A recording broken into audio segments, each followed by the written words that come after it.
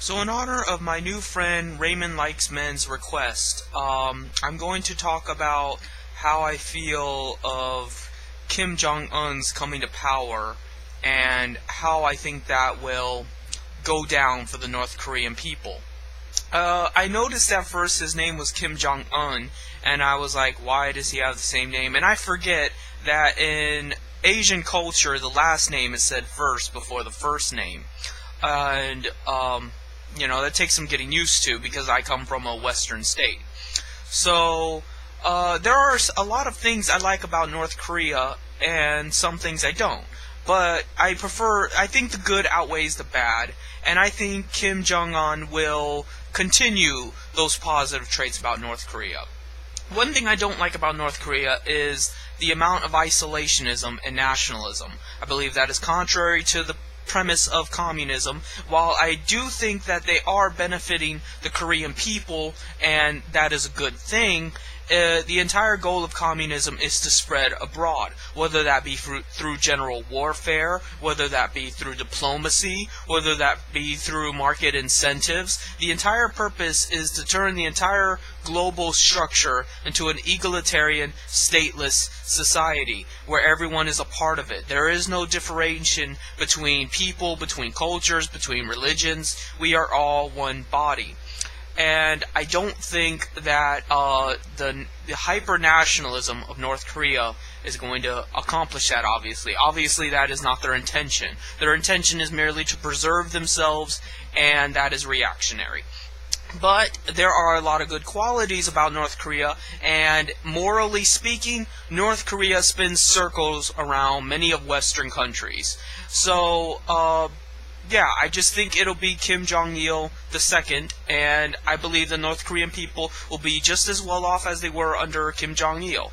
Unfortunately, I cannot speak too much of Kim Jong-un's policies because I don't know.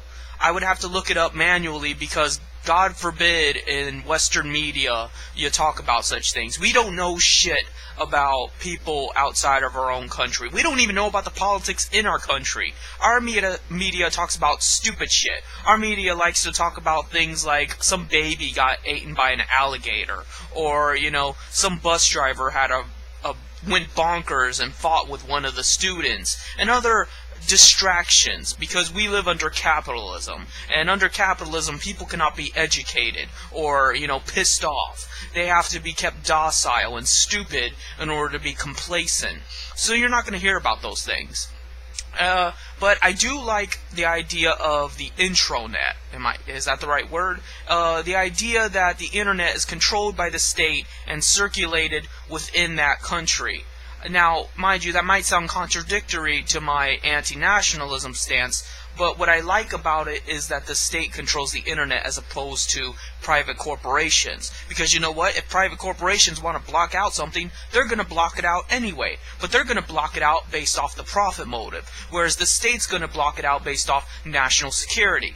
And while I don't agree with the idea of nationalism, I can understand it better. I can at least sympathize with it that, well, they're doing it for their people. They're doing it for their country, as opposed to they're doing it for the profit motive.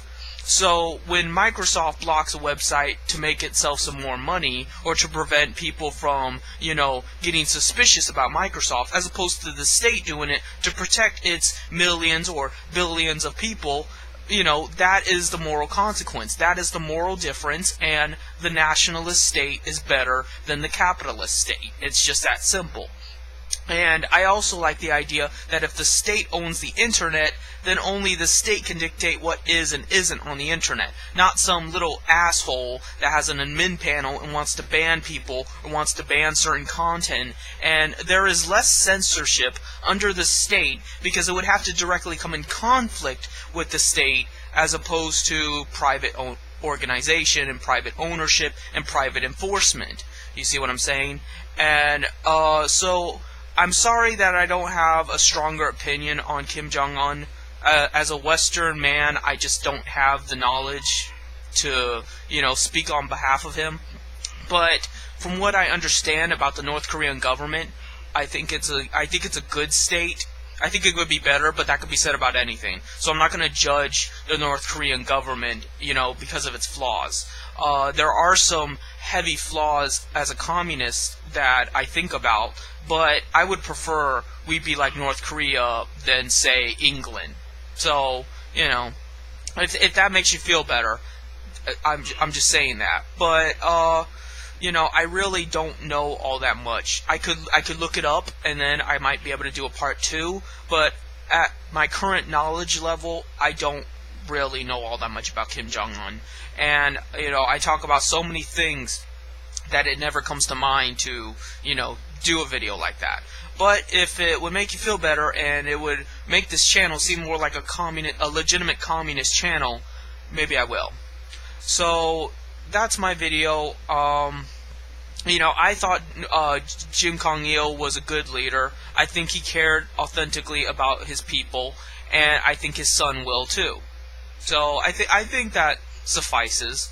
If I don't know what else to say. I don't want to offend my friends, I care deeply about each and every one of my subscribers, and I see them not as just an audience, but as personal friends of mine, and we discuss ideas, and we try to build each other up, and, we try to complement each other's ideals, and we try to make positive change through reinforcement and through speculation. So, I don't want to offend anybody by saying I just don't care, or I'm just not interested, or I'm just, too busy. But, it just has not come to mind, and that's part of the Western culture. So, I know partially that's my fault for having that arrogance where I don't need to know about the rest of the world, but yet I want to tell the rest of the world how it's got to live. That's nothing unusual where I come from. But, that's just my video. Thank you for subscribing. Thank you for becoming a friend of mine and getting on my friends list. And I hope to hear from you again soon.